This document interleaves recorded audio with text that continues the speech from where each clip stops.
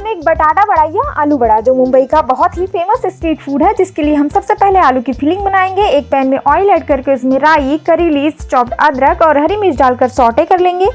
उसके बाद उसमें हल्दी पाउडर, बॉइल्ड पोटैटो, नमक और लाल मिर्च डालकर अच्छे से मिला देंगे। देन उसमें हरा धनिया और लेमन जूस मिक्स करके आलू मिक्सचर को ठंडा कर लेंगे। उसके बाद एक बोल में बेसन, नमक, हल्दी पाउडर और बेकिंग सोडा डालकर पानी के साथ एक थिक बैटर रेडी कर लेंगे।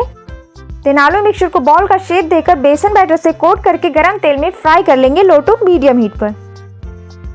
मस्त गर्मा गर्म बटाटा बड़ा तैयार है। आप इन्हें किसी भी चटनी या सॉस के साथ एंजॉय कर सकते हैं।